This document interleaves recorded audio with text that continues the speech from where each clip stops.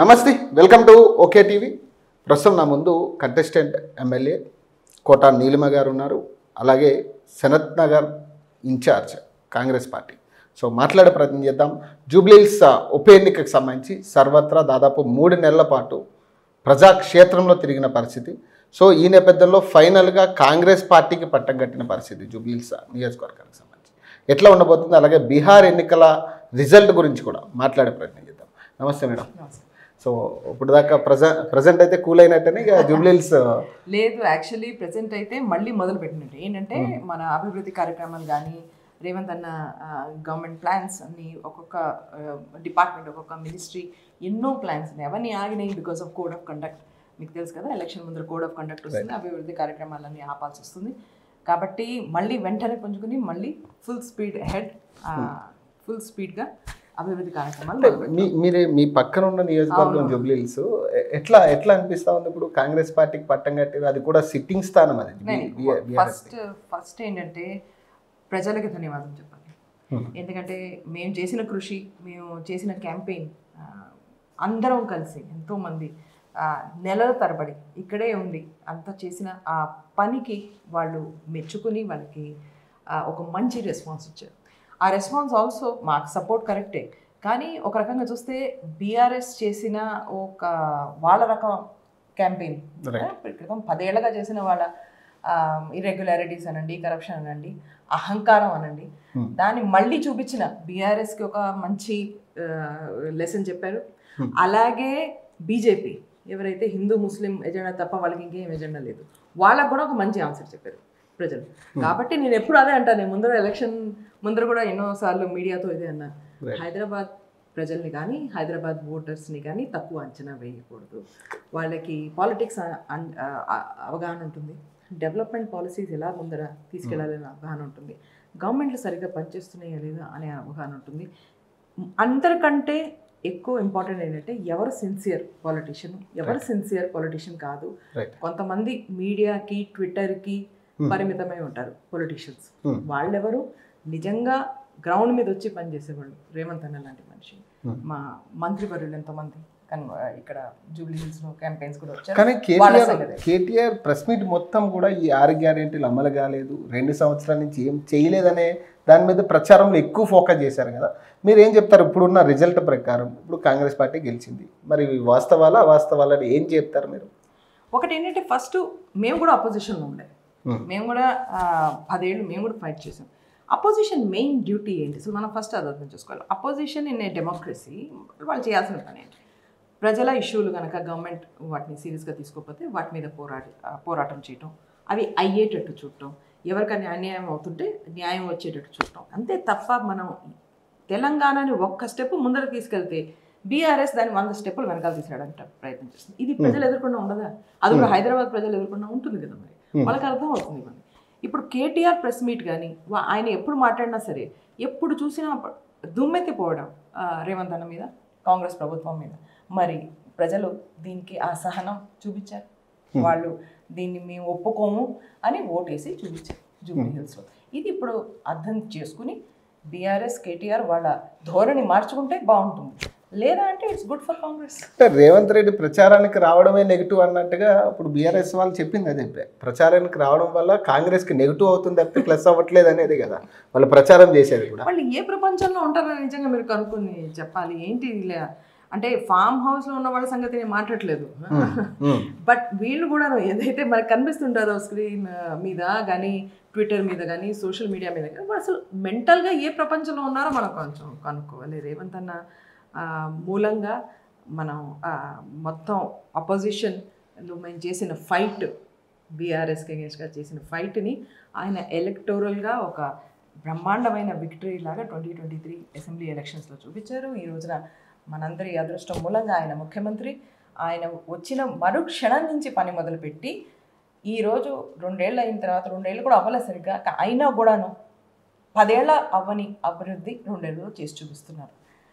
అలాంటి మనిషి మీద ఓటర్స్కి అభిమానం ఉండటం నార్మల్. అది మీరు అలాంటి మనిషిని కనుక అటాక్ చేస్తే మరి ఓటర్స్ సహిస్తారు. అంటే మిమ్మల్ని అడగలేదా? మీరు కూడా వెళ్ళారు కదా ప్రచారానికి, ఇక్కడ ప్రజలు అడగలేదా 6 గ్యారెంటీలు? లేకపోతే వాళ్ళు చెప్తున్న విధానం? నేను అదే చెప్తున్నాను, మీకు చెప్పే నేను ఇచ్చే ఇన్ఫర్మేషన్ అట్లీస్ట్ నాలాంటి మనిషి ఎవరైతే గ్రౌండ్లో ఉంటానో నేను ఆ గ్రౌండ్ రియాలిటీని మీకు చెప్తాను. మీకు ఏదైనా అంటే స్పిన్ చేసి చెప్పటం ఒక కొత్త అది చెప్పను.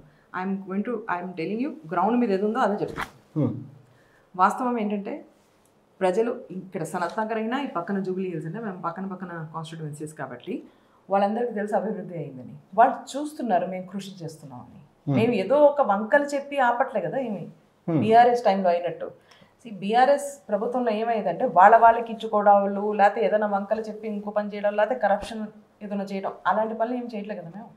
మేము సిన్సియర్గా పనిచేస్తున్నాం. వాళ్ళకు కూడా తెలుసు ఏ రకమైన ఆర్థిక పరిస్థితుల్లో తెలంగాణని వదిలి వెళ్ళిందో బీఆర్ఎస్. కాంగ్రెస్ అయినా కూడా ఆ ఆర్థిక పరిస్థితి అంత ఘోరంగా ఉన్నా సరే ఎలాగోలా చేసిన ప్రామిసెస్ని నెరవేరుద్దాం, మహిళలకి, రైతులకి, స్టూడెంట్స్కి, యూత్కి మనం చెప్పింది ఇద్దామని వాళ్ళు ప్రయత్నం చేస్తున్నారు. ఈ మాట ఓటర్స్ ఎదుర్కొన్నా ఉంది. మరి ఇలాంటి అభిమానం ఉన్న ఓటర్స్కి మీరు వెళ్ళి ఇలా దుష్ప్రచారం చేస్తే వాళ్ళ కోపం రాదా? ఆ కోపమే కనిపించింది జూబ్లీ హిల్స్ ఎలక్షన్ రిజల్ట్స్. అంటే మీరేమనుకున్నారు? జూబ్లీ హిల్స్ ఉప ఎన్నిక రిజల్ట్ ప్రజలు గెలిచారనుకుంటున్నారా లేదా మీ నాయకత్వం గెలిచిందా? ఎట్లా చూస్తారు? ఫస్ట్ నేను లాస్ట్ ఎప్పటి నుంచి అయితే రిజల్ట్ వచ్చిందో అప్పటి నుంచి చెప్తున్నాను, ఇది ప్రజల గెలుపు, మహిళల గెలుపు. మాకు ఎంతో మద్దతుగా ఘనంగా సపోర్ట్ చేశారు. సో మహిళల గెలుపు, యూత్ గెలుపు, అన్ఎంప్లాయిడ్ వాళ్ళ గెలుపు, అలాగే స్టూడెంట్స్ గెలుపు, మిడిల్ క్లాస్ గెలుపు. ఎందుకంటే అక్కడ అపార్ట్మెంట్స్ అలా ఉన్నాయి. నేను నాకు ఇచ్చిన ఏరియా సోమాజిగూడలో మేము పనిచేసినప్పుడు అక్కడ అపార్ట్మెంట్స్లో కూడా మాకు మంచి సపోర్ట్. మరి మన బీఆర్ఎస్ అభ్యర్థి ఇట్లా చెప్పట్లేదు కదా, రౌడీజం గెలిచింది, రిగ్గింగ్ గెలిచింది, అక్కడ ఇదే చెప్తా ఉన్నారు, బుల్డోజర్ గెలిచిందని ఈ ప్రచారం చేస్తూ ఉన్నారు నెగ్గిన దగ్గర నుంచి. మరి దీనికి ఏం ఇప్పుడు బుల్డోజర్ ఎగ్జాంపుల్ మీరు ఇచ్చారు, నేను కూడా అదే దాని గురించి మాట్లాడదాం అనుకున్నాను. అదే చెప్తున్నాను, వీళ్ళు ఏ ప్రపంచంలో ఉంటారో బీఆర్ఎస్ నాకు తెలియదు. ఇప్పుడు హైదరాబాద్లో మనకు వచ్చిన వరదలు, వర్షం ఈ సంవత్సరం మీ అందరు ఎదుర్కొన్నామండి. ఆ టైంలో వరదలు రాకుండా ఆపింది హైడ్రా. వాళ్ళు చేసిన పని ఇది అందరికీ తెలిసింది. అంటే గ్రౌండ్లో ఉంటే కదా తెలిసేది. నాకు బీఆర్ఎస్ బీజేపీతో ప్రాబ్లం ఇది, వాళ్ళు గ్రౌండ్లోకి వెళ్ళరు. ఎలక్షన్ టైంలో కూడాను బీజేపీ కండువా కనిపించదు, బీజేపీ ఫ్లాగ్ కనిపించదు. అందుకనే మేము చెప్పాం, మీకు హిందూ ముస్లిం తప్ప ఇంకో ఎజెండా లేదు. ఆ ఎజెండా తీసుకునేమో మీరు జూబ్లీ హిల్స్ రాలేరు, కాబట్టి మీకు డిపాజిట్ రాదు అని ముందరే ఎలక్షన్ ముందరే చెప్పడం జరిగింది. అలాగే డిపాజిట్ రాలేదు. ఇప్పుడు అంటే వాస్తవంగా ఇప్పుడు ముస్లిమ్స్ టార్గెటెడ్కి ఎలక్షన్ జరిగిందా? అంటే కేవలం అంటే మీరు కూడా అజారుద్దీన్కి టికెట్ ఇవ్వడం లేదా వాళ్ళు కూడా? ఎప్పుడు కూడా కాంగ్రెస్ ఎలక్షన్ ఎప్పుడు కూడా కాన్స్టిట్యూషన్ని ఫోకస్ పెట్టుకునే జరుగుతుంది. కాన్స్టిట్యూషన్ ప్రిన్సిపల్స్ ఏంటి? అందరూ ఈక్వల్, అందరికీ ఈక్వల్ హక్కులు ఉన్నాయి. అందరు అంటే మీరు ఏ రిలీజియన్ని ఫాలో చేయాలంటే అది చేయగలరు, ఎందుకంటే భారతదేశంలో ఆ స్వేచ్ఛ ఉంది. ఇది కదా కాన్స్టిట్యూషన్ చెప్పేది. ఈ కాన్స్టిట్యూషన్ని ఫాలో అవుతాం. ఎప్పుడు మా క్యాంపెయిన్ అయినా సరే, మేము చెప్పే ఏ మాట అయినా సరే, మేము ఏ ప్రామిస్ చేసినా సరే, ఏ కార్యక్రమం మొదలుపెట్టినా సరే, ఏ పథకం మొదలుపెట్టినా సరే, ఇది కాన్స్టిట్యూషన్ని దృష్టిలో పెట్టుకుని నడుస్తుంది.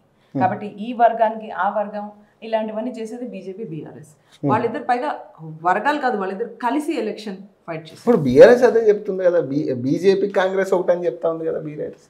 వాళ్ళు ఏమి చెప్పినా సరే అంటే బీజేపీ ఓట్ బ్యాంక్ కాంగ్రెస్ పడలేదా ఇక్కడ?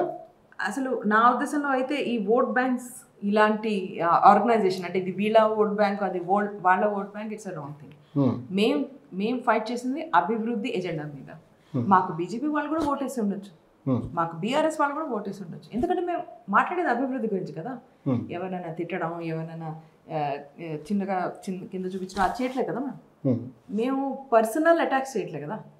పొలిటికల్గా బాగుండే స్టేట్మెంట్స్ అంటే ఎవరైనా అటాక్ చేసి హెడ్లైన్ తయారు చేద్దాం, ఆ పనులు చేయట్లేదు కదా. మేము అభివృద్ధి గురించి మాట్లాడుతున్నాం. ప్రతి ఇంటికి వెళ్ళినప్పుడు మేము అడిగేది ఇదే, మీ ఇంట్లో ఎవరు ఎంతమంది ఉన్నారు, మీకు ఏమి పథకాలు దొరుకుతున్నాయి, ఇంకేమిటి మీ ఆశయాలు ఏంటి, మీరేమనుకున్నారు ఏం కాదు అని వాళ్ళని అర్థం చేసుకుని. నేను ఎప్పుడు అదే అంటా, పెహ్లే దిల్ జీతో ఫిర్ ఎలక్షన్ జీతో, అదే చేసాం. అంటే ఒకటంటే బీసీ ట్యాగ్ లైన్ కూడా బాగా ఉపయోగపడింది కాంగ్రెస్కి అనేది వాస్తవా కాదా? కాదు అంటే మనకి చాలా ఉన్నాయి. బీసీ సెన్సస్ ఒకటి, అలాగే అభివృద్ధి కార్యక్రమాలు ఎన్నో. ఇవన్నిటి ఒక క్యాంపెయిన్ రూపంలో ఇంటింటికి తీసుకెళ్ళి ఎఫెక్టివ్గా వాటి గురించి మాట్లాడటం మేము సనత్ నగర్ కూడా చేస్తూ ఉంటాం. మేము అది చేసిన దానికి గైడెన్స్ ఇచ్చిన లీడర్స్ లైక్ మీనాక్షి నటరాజన్ గారు మా ఏఐసిసి ఇన్ఛార్జ్, అలాగే మా టీపీసీసీ ప్రెసిడెంట్ మహేష్ కుమార్ గారు, అలాగే మా secretary AICC secretary in charge Viswanathan గారు, అలాగే ఎంతోమంది ఇన్ఛార్జ్ మంత్రులు ఎవరున్నారో వాళ్ళు మాకు ఒక గైడెన్స్ ఇచ్చి ఎలా correct way of doing it. అంటే నేను చెప్పినట్టు హైదరాబాద్ని మనం తక్కువ అంచనా వేయలేం, అలాగే ఇంకేమీ ఏరియాతో కంపేర్ కూడా చేయలేం. సో ఇక్కడ ఎలా చెప్పాలి ప్రజలకి అని ఒక మంచి ఎగ్జాంపుల్ సెట్ చేశారు. కానీ అంటే బీసీలకి మీరు సపోర్ట్గా రియాక్ట్ అవుతున్నారు, బీసీ సంఘాలకు సపోర్ట్గా ఉంటున్నారు. ఇప్పుడు బీఆర్ఎస్ బీసీలకు సంబంధించి 42% ఇవ్వాలని క్వశ్చన్ చేస్తూ ఉంది. అటు బీజేపీ కూడా తెలంగాణ రాష్ట్రంలో లేదు బీసీలకు 42% ఇవ్వాలంటున్నారు. కానీ ఇక్కడ ఎవరు అడ్డుపడుతున్నారు అనే దాని మీద ఇంకా క్లారిటీ లేదు కదా. ఎందుకు క్లారిటీ ఉంది? ఎవరు అడ్డుపడుతుంది? చాలా క్లారిటీ ఉంది, ఓటర్స్ కూడా చాలా క్లారిటీ ఉంది దీని గురించి. 10 ఏళ్ళగా బీసీలకి ఎవరు ఏమి చేయని పార్టీ ఎవరు? బీఆర్ఎస్. ఈ రోజు బీసీ సెన్సస్ తీసుకొచ్చి మేము బిల్లు తయారు చేసి వీళ్ళకి రిజర్వేషన్స్ ఇలా ఇవ్వాలి, వీళ్ళని ముందుకు తీసుకురావాల్సిన అవసరం ఉంది అని చెప్పిన తర్వాత కూడా దాన్ని ఆ బిల్లుని కాంగ్రెస్ తీసుకొచ్చిన ఈ ప్రపోజల్ని ఆపింది ఎవరు? బీజేపీ. సో ఓటర్స్కి క్లారిటీ ఫుల్గా ఉంది. బీజేపీ ఇప్పుడు ఆపింది మేము ముందర వెళ్లకుండా కాంగ్రెస్ తీసుకొస్తున్న బీసీ. ఇక్కడ నా పాయింట్ ఏంటంటే ఏ ధర్నా జరిగినా కూడా బీఆర్ఎస్ ఉంటుంది, కాంగ్రెస్ ఉంటుంది, బీజేపీ ఉంటుంది బీసీలకు సపోర్ట్గా. కానీ ఇప్పుడు మీరేమంటున్నారు? బీసీ ఇక్కడ బీజేపీ ఆపుతా ఉంది అంటున్నారు, బీజేపీ వాళ్ళు ఏమంటున్నారు? కాంగ్రెసే దీన్ని చేయట్లేదు అంటున్నారు. ఇప్పుడు బీఆర్ఎస్ ఏమంటుంది? వీళ్ళిద్దరూ కలిపి ఆడుతున్న డ్రామా అంటుంది. మరి ఈ వాళ్ళు ఏం చేసినా కూడా పొలిటికల్గా బీఆర్ఎస్ కానీ బీజేపీ కానీ గ్రౌండ్ మీద లేదు. వాళ్ళకి ఆ స్పందన ఏంటో ప్రజలకి తెలియట్లేదు. దీని మూలంగా వాళ్ళు ఏమన్నా చెప్పచ్చు, కానీ గ్రౌండ్ రియాలిటీ ఏంటంటే మొత్తం దేశానికి తెలుసు, హైదరాబాద్కే కాదు దేశానికి తెలుసు. కాంగ్రెస్ ప్రభుత్వం వచ్చిన వెంటనే బీసీ సెన్సస్ మొదలుపెట్టాం, అలాగే ఎస్సీ కేటగరైజేషన్ గురించి కూడా మాట్లాడటం మొదలుపెట్టాం. ఆ తర్వాత మేము ముందరికి తీసుకెళ్ళింది బీసీ రిజర్వేషన్స్, అవన్నీ ముందరికి తీసుకెళ్ళింది కాంగ్రెస్ ప్రభుత్వం. ముందర ప్రామిస్ చేసాం, భారత్ జోడో టైంలో కానీ రాహుల్ గాంధీ గారు ఇక్కడికి వచ్చినప్పుడు కానీ మేము మేనిఫెస్టోస్లో కూడా దాన్ని డిస్కస్ చేయడం జరిగింది. కాంగ్రెస్ పార్టీ ఎలక్షన్ అయిన క్షణం ఇది అవుతుందని ప్రామిస్ చేసి ప్రామిస్ని కీప్ చేసి ఖచ్చితంగా చేస్తున్నాం. కానీ అయ్యే పరిస్థితి కనపడట్లేదు కదా. కాబట్టి నేను అనేది ఏంటంటే ఎవరైతే గ్రౌండ్ రియాలిటీ తెలియని బీఆర్ఎస్ కానీ బీజేపీ కానీ వీళ్ళు ఎంత దుష్ప్రచారం చేసినా, రాంగ్ ప్రచారం చేసినా ఓటర్స్కి తెలుసు బీసీలకే అండగా ఉన్నది కాంగ్రెస్. కానీ 9th షెడ్యూల్లో పెట్టడం కుదరదని అదే బీజేపీ చెప్తా ఉంది. మరి మీరేమో గవర్నర్ దగ్గర పెండింగ్లో ఉంది ఈ లెటర్ అనేది అనుకుంటే బీజేపీ చేయలేదా? నేను అది కాదనేది, మాకు కూడా పొలిటికల్ విల్ చాలా ఇంపార్టెంట్. పొలిటికల్ విల్ అంటే ఏంటి అంటే ఆ విల్లింగ్నెస్ చేద్దామనే ఉద్దేశం. ఆ ఉద్దేశం ఉంటే ఏ ప్రభుత్వం అన్నా చేయొచ్చు. ఇప్పుడు కాంగ్రెస్ ప్రభుత్వానికి ఉద్దేశం ఉంది కాబట్టి మేము వెంటనే చేసాం. బీఆర్ఎస్ ప్రభుత్వానికి లేదు కాబట్టి వాళ్ళు 10 ఏళ్ళు ఉన్నా చేయలేదు. తెలంగాణ స్టేట్ ఫార్మేషన్ చూడండి, కాంగ్రెస్ ఉంది కాబట్టే కదా వచ్చింది ఆ టైంలో తెలంగాణ స్టేట్. మరి దాన్నే పొలిటికల్ విల్ అంటారు. అంటే ఉద్దేశం ఉండాలి. బీజేపీకి బీసీలకి ఏ రకమైన మంచి చేయాలని ఉద్దేశం లేదు. వాళ్ళు ఇక్కడ ఏం చెప్పినా సరే వాస్తవాలన్నీ ఓటర్స్కి తెలుసు. వాళ్ళు మనకి జూబ్లీ హిల్స్లో చక్కగా ఓట్ చేసి చెప్పారు. ఈ రిజల్ట్ రాబోయే స్థానిక సంస్థ ఎన్నికలు కావచ్చు లేదా ఉప ఎన్నికలు అంటున్నారు, 10 స్థానాలు ఉప ఎన్నికలు కూడా రాబోతున్నాయని చర్చ జరుగుతూ ఉంది. ఎక్కడ వచ్చినా కానీ ఇదే రిజల్ట్ రిపీట్ అవుతుందా లేకపోతే మళ్ళీ బీఆర్ఎస్కి ఏమైనా స్కోప్ ఉంటుందంట? ఇదే రిజల్ట్ స్థానిక ఎలక్షన్స్లో రిపీట్ అవుతుంది, కాంగ్రెస్ గెలుస్తుంది. అలాగే కనుక ఏ రకమైన ఉప ఎన్నికలు వచ్చినా నాకు తెలియదు వస్తున్నాయని, బట్ వస్తే కనుక అక్కడ కూడా ఇదే రిజల్ట్ రిపీట్ అవుతుంది. అదే కాకుండా వచ్చే 3 ఏళ్లలో వచ్చే అసెంబ్లీ ఎలక్షన్స్లో కూడా ఇదే రిజల్ట్ రిపీట్ అవుతుంది, కాంగ్రెస్ మళ్ళీ గెలుస్తుంది. కానీ బీహార్ విషయంలో మరి మీరు చేజారిపోయినట్టు ఉంది మళ్ళీ. లేలే, ఎక్కడైతే ఓట్ చోరీ పాసిబులో, ఎక్కడైతే ఓట్ చోరీ చేయడం సంభవమో అక్కడే బీజేపీ గెలుస్తుంది. ఇది ఒక ఇంట్రెస్టింగ్ సిచ్యువేషన్. దీన్ని మనం ఇన్వెస్టిగేట్ చేయాల్సిన అవసరం ఉంది. కాంగ్రెస్ పార్టీ కూడా జరిగిందంటారు ఓట్ చోరీ జరిగింది. మరి అంత ముందు నుంచి మీ లక్షలాది మంది పేర్లు డిలీట్ చేసేస్తారు. వాళ్ళకి ఓట్ చేసే హక్కు ఉండదు. ఆ డిలీట్ చేసిన పేర్లు, ఆ డిలీట్ చేసిన ఓటర్స్ ఎవరి సపోర్టర్స్ వాళ్ళంటే వాళ్ళు బీజేపీ సపోర్టర్స్ అయి ఉండకపోవచ్చు అని అనుమానం మాకు. కానీ అంటే మీ నాయకుడు రాహుల్ గాంధీ ఆల్రెడీ ముందు నుంచే మొదలు పెట్టిన అంశం కదా, మరి ఈసీ పట్టించుకోలేదు. యాజ్ అన్ అపోజిషన్ పార్టీ అది మా రెస్పాన్సిబిలిటీ, మా బాధ్యత ప్రజలు ఎదురకుండా, ఈసీఐ ఎలక్షన్ కమిషన్ ఎదురకుండా, ప్రభుత్వం ఎదురకుండా కూడా మేము ఫ్యాక్ట్స్ పెట్టాం. ఇది అవుతుంది అక్కడ, ఇది జరగకూడదు. ఎందుకంటే సామాన్య జనుల ఓటు హక్కు మీరు తీసిస్తున్నారు. దాన్నే ఓటు చోరీ అంటాం మనం. కాబట్టి అది అవ్వకుండా చూడండి అని సాక్ష్యాధారాలతో పాటు మేము కాంగ్రెస్ పార్టీ సబ్మిట్ చేయడం జరిగింది. అయినా చేయలేదు వాళ్ళు. అంటే జరిగిందన్న గట్టి నమ్మకం ఎట్లా మీకు? అంటే ఎందుకంటే మేము చేస్తున్న ఇన్వెస్టిగేషన్ మీకు ఆ ఫైండింగ్స్ కూడా ముందు రోజుల్లో తెలుస్తాయి. దాంట్లో తెలుస్తుంది ఏంటంటే అక్కడ ఖచ్చితంగా ఓట్ చోరీ జరిగింది. ఇంకో పెద్ద నిదర్శనం, ఇంకో పెద్ద ప్రూఫ్ అయింది ఓట్ చోరీ ఏంటంటే ఎజెండా కూడా లేని బీజేపీ గెలిచింది. అంత అంటే ఆ లెవెల్లో గెలిచింది, ఆ మెజారిటీతో కానీ అంత వైడ్ స్ప్రెడ్గా గెలిచింది అంటే ఓట్ చోరీ జరిగింది. ఇంకే రకంగా గెలవలేదు ఇక్కడ. ఇప్పుడు అదే అంశం ఇప్పుడు ఇక్కడ జూబిలీస్ కి మీకు ముడి పెడతా ఉన్నారు కదా, కాంగ్రెస్ కూడా ఇక్కడ ఓట్ చోరీ చేసి ఇక్కడ ఓట్ చోరీ చేయకపోవటం మూలంగానే బీజేపీ ఓడిపోతుంది. ఎందుకంటే వాళ్ళకి ఎజెండా లేదు. లేదు, మీకు ముడి పెడతా ఉన్నారు ఇక్కడ కాంగ్రెస్ ఓట్ చోరీ కాదు కదా చేసేది. మేము ప్రయత్నం చేస్తున్నాం ఆ ఓట్ చోరీని అందరు బయటికి తీసుకొచ్చి ఆ ఓట్ చోరల్ని, ఎవరైతే చోరులు ఉన్నారో వాళ్ళని పట్టించడానికి. మేము కాదు, మేమేమో వాళ్ళని పట్టుకునేవాళ్ళం, చోర్లు వాళ్ళు. సో వాళ్ళు ఇక్కడ చేయలేరు కదా, ఇక్కడ కాంగ్రెస్ ఉంది, వీళ్ళు ఇక్కడ చేయలేరు, ఈ పప్పులు ఇక్కడ ఉడకవు. కాబట్టి వాళ్ళు అందుకనే ఓడిపోతుంటారు. ఇప్పుడు నా పాయింట్ ఏంటంటే ఇప్పుడు కేటీఆర్ కానీ ఇప్పుడు మాగంటి సునీత గారు కానీ చేసే ప్రధాన వ్యాఖ్యలు ఇవే.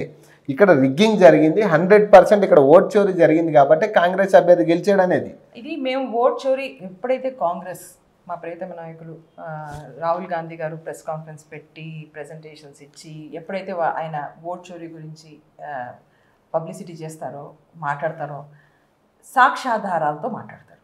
ఒక్క మాట కూడా ఫ్యాక్ట్ ఫిగర్ లేకుండా మాట్లాడరు. మీకు ఓట్ చోరీ గురించి మొత్తం ఫుల్గా ఇన్ఫర్మేషన్ మన దగ్గర కాంగ్రెస్ పార్టీ ఆల్రెడీ ముందర పెట్టింది, ప్రజల ముందర, మీడియా ముందర పెట్టింది. ఇంకెవరికి కనుక అలాంటి ఇన్ఫర్మేషన్ ఉంటే ముందర పెట్టాలి. You should make it public. అంటే మీరు ఒప్పుకుంటారా రిగ్గింగ్ జరిగింది జూబ్లీహిల్స్ అంటే? ఒప్పుకుంటారా? ఇదే చెప్తున్నాను, రిగ్గింగ్ చేసేది వాళ్ళు, మేము కాదు. మేము చేసేది ఏంటి, కాంగ్రెస్ స్టైల్ ఏంటి, డోర్ టు డోర్ జాబ్. 1 నెల కాకపోతే 2 నెలలు కాకపోతే 3 నెలలు మీరు వెళ్తూ ఉండండి, ప్రజల్ని కన్విన్స్ చేయండి. అదే చెప్పాను కదా, దిల్ జీతో ఫిర్ ఎలక్షన్ జీతో. ఇది చేసాం మేము. వాళ్ళు ప్రజల మీద ఫోకస్ చేయకుండా చెప్తున్నా కదా, అహంకారపూరితమైన వ్యాఖ్యలు చేసుకుంటూ వాళ్ళ క్యాంపెయిన్ని వాళ్ళే అటాక్ చేసుకున్నారు బీఆర్ఎస్. ఇప్పటికీ రౌడీలు అంటున్నారు కదా, కాంగ్రెస్ అభ్యర్థులు రౌడీ అంటున్నారు ఇప్పటికీ కూడా. అంటే ఇప్పుడు నిన్న కూడా చాలా మంది బీఆర్ఎస్ వాళ్ళ మీద దాడులు జరిగినాయని ఇంత కేటీఆర్ ప్రెస్ మీట్లో చెప్పడం జరిగింది. మరి ఇది వాస్తవం కాదంటారా? నేను చెప్పేది అదే, మీరు ప్రజల్లో ఉండి వాళ్ళ అవగాహన, వాళ్ళు ఏమో ఆలోచిస్తున్నారో అనే అవగాహన ఉంటే కనుక ఈ భాషే మాట్లాడరు, ఈ పరిస్థితే రాదు. అక్కడ ఎన్నో ఏళ్లగా ప్రజల్లో కుటుంబ సభ్యుల్లాగా ఉండి అందరికీ ప్రమాదాల్లో ఏ ఆపదున్నా ఆదుకున్న నవీన్, మా కాంగ్రెస్ క్యాండిడేట్, అతన్ని మీరు ఇలాంటి వ్యాఖ్యలు చేసి అటాక్ చేస్తే ప్రజల్లో కోపం రాదా? ప్రజలు అదే కదా మీకు ఓట్లు చూపించారు, అదే కదా రిజల్ట్లో చూపించారు. అట్లీస్ట్ రిజల్ట్ వచ్చిన తర్వాత కేటీఆర్కి కొంచెం ఆ జ్ఞానం ఉండి దాన్ని రెస్పెక్ట్ చేయాలి. ప్రజలు చెప్తున్నారు ఏదో నేర్చుకోవాల్సిన అవసరం ఉంది అని లెర్న్ అన్నా చేయాలి. అది చెయ్యరు. విశ్లేషణ అంటే సొంత అనాలిసిస్ ఉండదు, మనం ఏం చేసాం రాంగ్ అని. మా మీద ఎన్నిసార్లు, హౌ మెనీ టైమ్స్. ఇప్పుడు నేను అదే అన్నా, ప్రజల్లో అభిమానం ఉన్న నేతలు రేవంత్ అన్న కానీ, మా మంత్రులు కానీ, నవీన్ కానీ, మా పార్టీ కాంగ్రెస్ పార్టీ కానీ, అలాగే పార్టీ గవర్నమెంట్ కానీ, వీటి గురించి అటాక్ చేస్తే ప్రజలు దాన్ని ఓర్చుకునే పరిస్థితి లేదు అని ఓటర్సే సొంతంగా మాకు ఇంత పెద్దగా మెజారిటీ ఇచ్చి గెలిపించి చెప్పారు. అంటే మీ కోటాలి నీలిమ గారు లాంటి పరిస్థితి ఏంటి అంటే ఇప్పుడు నెక్స్ట్ ఎన్నికలు అయిపోయినాయి, మరి మీరు కేవలం ఇన్ఛార్జిగానే ఉండిపోతారా, లేకపోతే మీకేమైనా ఎందుకు ఇప్పటిదాకా కోటా నీలిమ లాంటి వాళ్ళని గుర్తించట్లేదు అనేది అధిష్టానంలో చాలామంది చర్చ జరుగుతూ ఉంది. ఈ అంశం ఏం చెప్తారు దానికి? నాకు తెలియదండి అలాంటి చర్చ ఉంది. అంటే పబ్లిక్లో ఇప్పుడు వాస్తవంగా సనత్ నగర్ నియోజకవర్గంలో ఖచ్చితంగా ఎందుకు కోటా నీలిమ గారు చేస్తున్న వర్క్స్ ఉన్నాయి. ఇప్పుడు చాలామంది ఇప్పుడు మీ ప్రత్యర్థికి సంబంధించి కూడా చాలా వర్క్స్ మీరు బయటకు తీసిన పరిస్థితి. మరి ఎందుకు కోటా నీలిమ గారు ఇంకా అక్కడ ఇన్ఛార్జ్ స్థాయికే ఉండిపోయారు, ఎందుకు పదవులు ఇవ్వట్లేదు అంటే ఏం చెప్తారు? నేనేమేం పదవుల కోసం చేసే మనిషిని కాదు. నా కాంగ్రెస్ అంటే అభిమానం, కాంగ్రెస్లో పని చేయాలంటే అది నా ప్యాషన్. నేను రెండోది ముందర కూడా ఎప్పుడూ ఎక్స్పెక్ట్ చేయలేదు. పార్టీ ఏ పదవి ఇచ్చినా కూడా దాని శక్తులా నేను దాన్ని ఫుల్ఫిల్ చేయడానికి ప్రయత్నిస్తాను. అలాగే ఇది పక్క కాన్స్టిట్యువెన్సీ కాబట్టి జూబ్లీ హిల్స్లో మా కాడరు, మా లీడర్స్ ఇక్కడ నుంచి వందలాది మంది వెళ్ళి అక్కడ పనిచేయడం జరిగింది. అలాగే మహిళలు ప్రత్యేకంగా ఎండనక వాననక చాలా ఇంటిని వాదిని అంతా వదులుకుని అక్కడ పనిచేయడం జరిగింది. సో నాకు ఇలాంటి గ్రౌండ్ వర్క్ అంటే ఇంట్రెస్ట్. ఎలక్షన్స్లో కాంగ్రెస్ కోసం ఫైట్ చేయడం అది నా ఇంట్రెస్ట్. నెక్స్ట్ కార్యాచరణ ఎలా ఉండబోతుంది కోట నీలిమ గారు? అది పర్సనల్గా దాని గురించి ఒకటే, ఎప్పుడు there is only one thing I do, ప్రజాసేవ. ప్రతిరోజు మాకు ఒక రోజు కనుక 2 గంటలు ఫ్రీగా 4 గంటలు ఫ్రీగా ఉంటే ఎక్కడికి వెళ్ళి ఏం పని చేద్దాం, ఏ మీటింగ్ చేద్దాం, ఏ రివ్యూ చేద్దాం, ఎవరికి ఏ వీధిలో మనం వెళ్ళి హెల్ప్ చేద్దాం, మీకు కావాలంటే సనత్నగర్ లేవనని అడగచ్చు, మేము ఏది చేస్తాం. రెండోది మాకు ఇక్కడ దురదృష్టవశాత్తు బీఆర్ఎస్ ఎమ్మెల్యే ఉన్నారు సనత్నగర్లో. ఆయన ఏం పని చేయరు, కబ్జాలు ఎక్కువ. నేను దాని గురించి కామెంట్ చేయను, కానీ మళ్ళీ ఓటర్స్కి తెలుసు సిన్సియర్ పొలిటీషియన్ ఎవరు. మేము అక్కడికి వచ్చి మాకు ఎంత కుదిరితే అంత మేము మద్దతు చేస్తుంటాం ప్రతి వారికి, ఎప్పుడు ఏ ప్రాబ్లం ఉన్నా, ప్రభుత్వ పరంగా జిహెచ్ఎంసీ కానీ లోకల్గా కానీ. అట్లాంటి టైంలో కనిపించరే ఇక్కడ ఉన్న బీఆర్ఎస్ ఎమ్మెల్యే. సో ఇది ఒక దురదృష్టం. ఎలా అయితే జూబ్లీ హిల్స్లో ఆ పరిస్థితి మారింది, ఇప్పుడు ఒక అభివృద్ధి అవుతుంది. ఇక్కడ అయినా అవ్వకపోయినా మేము అభివృద్ధి చేస్తున్నాం. సో మేము చేసిన అభివృద్ధిని కూడా ఆయన క్వశ్చన్ చేసి రిజైన్ చేసేస్తాను, అభివృద్ధి చూపిస్తే ఇలాంటి అంతే చెప్తున్నాను. ఓటర్స్ ఏమనుకుంటున్నారు అనే అవగాహన ఒక పాలిటీషియన్కి చాలా అవసరం. మీరు ఎంత పెద్దవారైనా, ఫార్మర్ మంత్రి అయినా, ఏమైనా సరే, ఓటర్స్ నాడి తెలియకపోతే that is the end. Politics అంటే ప్రజాసేవ. ప్రజలు ఏమనుకుంటున్నారు, వాళ్ళకి ఏం కావాలి, అది మనం ఎంతవరకు చేయగలం అనే తాపత్రయం మాత్రమే ఉండాలి. ఎలాగోలా ఒక సీట్ని పట్టుకుని దాన్ని నిర్లక్ష్యం చేసి మళ్ళీ ఎలక్షన్స్లో ఏ రకంగానే గెలవడం అది కాదు. That's not politics. Thank you. So మరిన్ని అప్డేట్స్ కోసం చూస్తున్నానండి ఓకే.